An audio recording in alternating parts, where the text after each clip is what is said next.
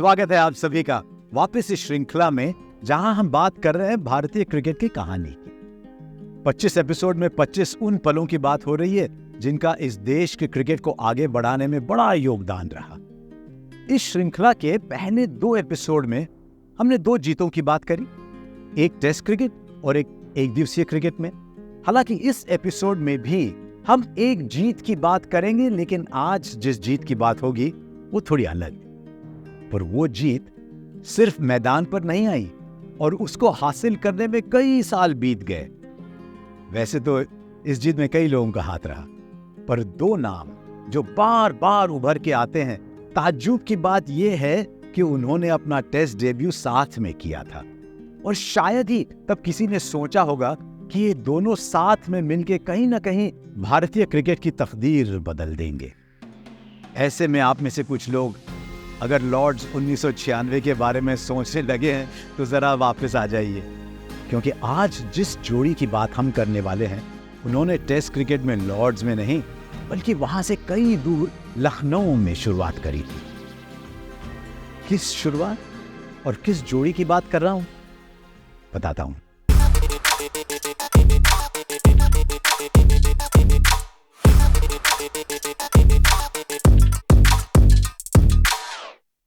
जनवरी की सर्दी में देश के उत्तरी हिस्से में अक्सर टेस्ट क्रिकेट खेला नहीं जाता है, लेकिन 2002 में ना भारतीय महिला क्रिकेट की परिस्थिति कुछ अलग थी और टीम को टेस्ट खेलने को मिल रहा था। वही बड़ी बात थी, क्योंकि 7 साल बाद भारत में एक टेस्ट मैच हो रहा है। अब उस टेस्ट में भारत की ओर से 6 खिलाड़ियों ने अपना डेब्यू किया और उन 6 में से 2 नाम अगले 20 साल में जब भी महिला क्रिकेट का जिक्र हुआ उनका जिक्र साथ में जरूर हुआ। अब तक तो शायद आपने पकड़ लिया होगा कि मैं आज किस जोड़ी की बात कर रहा हूं। मिथाली राज और झूलन गोस्वामी, 2 नाम जिनको मैं सिर्फ महिला क्रिकेट के दिग्गजों में नहीं गिनूंगा, क्योंकि इनके प्रभाव ने पूरे देश में क्रिकेट की कहानी को बदला है। और इत्तेफाक से 14 जनवरी को दोनों ने अपना टेस्ट डेब्यू किया। पर यहां तक पहुंचने के लिए रास्ते बड़े अलग थे दोनों के, और शायद इसलिए ये कहानी इतनी खास है। मिताली और झूलन दोनों का जन्म 1982 में हुआ, और आपको याद दिला दूं कि उससे सिर्फ 6 साल पहले 1976 में पहला टेस्ट खेला था देश की महिला टीम ने। बंगाल के चाकदा नाम के छोटे से शहर में जन्मी झूलन को क्रिकेट का शौक चढ़ा 1992 का विश्व कप देखकर।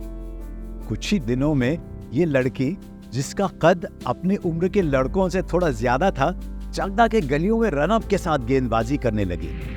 और फिर आया ईडन गार्डन्स में हुआ 1997 का महिला विश्व कप फाइनल, जहां झूलन को मौका मिला बॉल गर्ल की भूमिका निभाने का। और जब झूलन ने वहां ऑस्ट्रेलियाई तेज गेंदबाज कैथरीन फिट्जपैट्रिक को गेंदबाजी करते देखा, तब उस 15 साल की लड़की ने अपना भविष्य तय कर लिया। उसे भी तेज गेंदबाज बनना था, एकदम फिट्जपैट्रिक की तरह। पर 90 के दशक में एक लड़की के लिए क्रिकेट में अपना भविष्य ढूंढना, जाहिर है कि घर वालों को थोड़ा अटपटा लगा। और वो तब और चौंक गए जब उस लड़की ने चाकदा से रोज ट्रेनिंग के लिए कलकत्ता जाने की गुजारिश करी। झूलन के पिता को मनाना आसान नहीं था, पर झूलन के कोच स्वपन साधु ने बड़ी मिन्नतें लगाई और असली मायने में वहां से शुरू हुआ झूलन का क्रिकेट सफर। दूसरी ओर देश के दूसरे कोने में एक और क्रिकेटर तैयार हो रही थी, लेकिन यहाँ फर्क ये था कि मिताली के पिताजी ने खुद मिताली को धकेला खेल की ओर।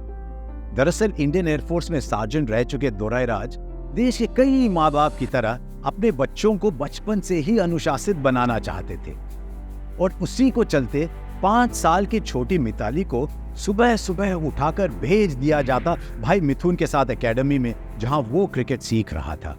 और कुछ ही सालों में भाई की तरह मिताली ने भी बल्ला पकड़ लिया, और देखते ही देखते सिर्फ 16 साल की उम्र में 1999 में भारत के लिए पहला ओडीआई खेलते हुए मिताली ने शतक बना डाला।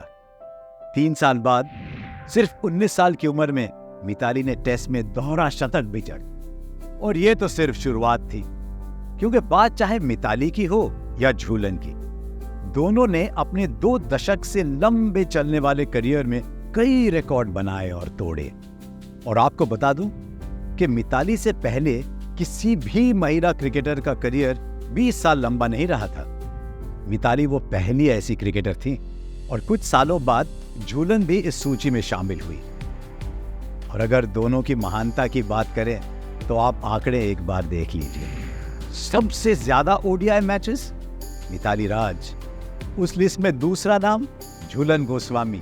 सबसे ज्यादा ओडीआई रन्स मिताली राज, सबसे ज्यादा ओडीआई विकेट्स झूलन गोस्वामी। मिताली के नेतृत्व में टीम 2005 और 2017 में विश्व कप के फाइनल तक पहुंची।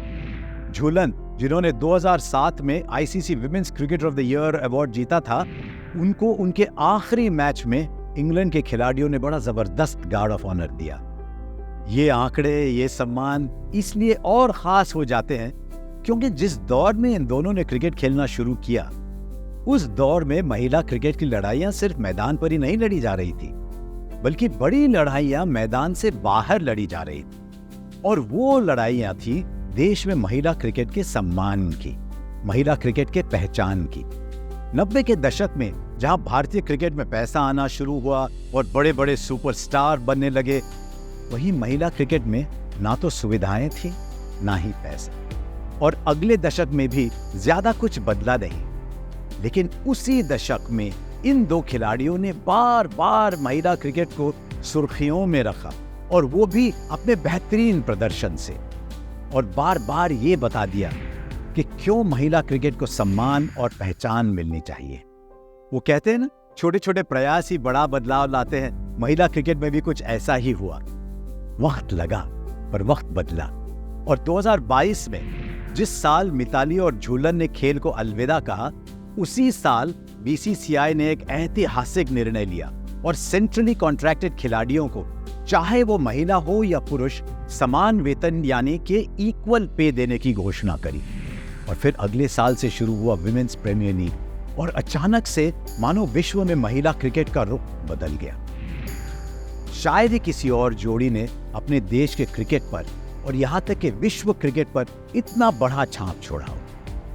और इसीलिए मिताली और झूलन का एक साथ क्रिकेट शुरू करना इस सूची में नंबर 23 पर शुमार है। हर बार की तरह जाने से पहले एक सवाल। जब झूलन गोस्वामी ने अपना पहला अंतरराष्ट्रीय विकेट लिया था, स्लिप में तैनात वो कौन सी फील्डर थी जिन्होंने कैच पकड़ा था? आसान सा सवाल है, ज्यादा मत सोचिएगा। अगर आपको ये श्रृंखला पसंद आ रही है तो इस सिलसिले में हमसे जुड़े और इस चैनल को जरूर सब्सक्राइब करें।